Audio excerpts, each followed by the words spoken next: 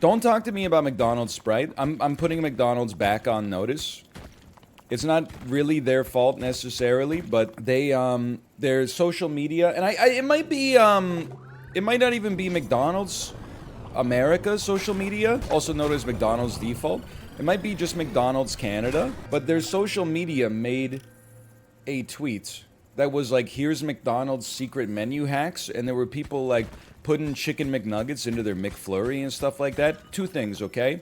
First off, I feel like that's just gonna make the job of the people who clean the quote-unquote restaurant harder. Secondly, stop telling people to order more ice cream. You can't even deal with the existing demand for the ice cream you got, okay? So, like, why are you telling people to, like, incentivizing Gen Z to buy more McDonald's ice cream when you can't even keep the machines running with the demand you already have? Like, it's crazy.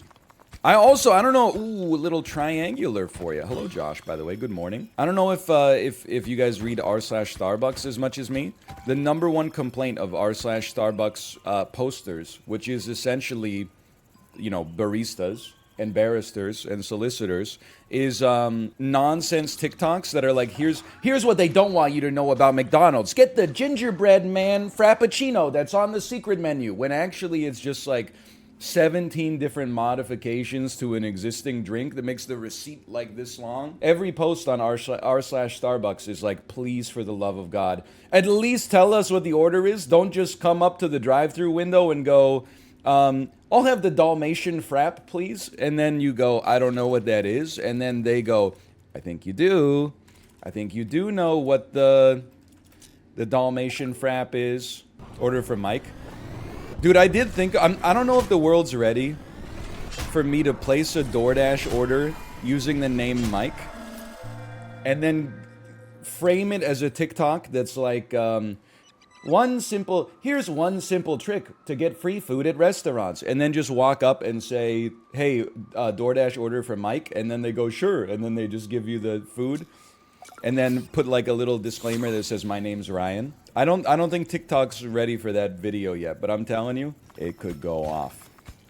That could be one of the finest comedy minds the world has ever known. At Chili's, they don't even check if you're a real driver. I mean, it's not Chili's job to be like the auditor of Uber Eats and DoorDash, man. It's just, you know, they got other stuff on the go. They're trying to make their chili con queso dip. Use the name Joe instead. Yeah, that would work pretty well if you were born in, I don't know, 1961, when people were still named Joe. No offense, Joe, in the chat, by the way. No offense. I feel like you still see the occasional Joseph, but Joe is definitely like, it's a name, and if you're a Joe, you shouldn't be mad. You should actually be stoked, because what I was going to say is a name that is not as popular as it used to be, but that the less people have your name, as long as your name is not insane, the more valuable your name becomes. What about Logarth? I think more people should name their kids after like Dark Souls bosses that you don't remember. No offense to any Logarths in chat. I mean, I'm not trying to insult your name, but you have no control over your name anyway. So like, if anything, I'm insulting your parents, so relax. My name is the Capra Demon. Excuse me, I said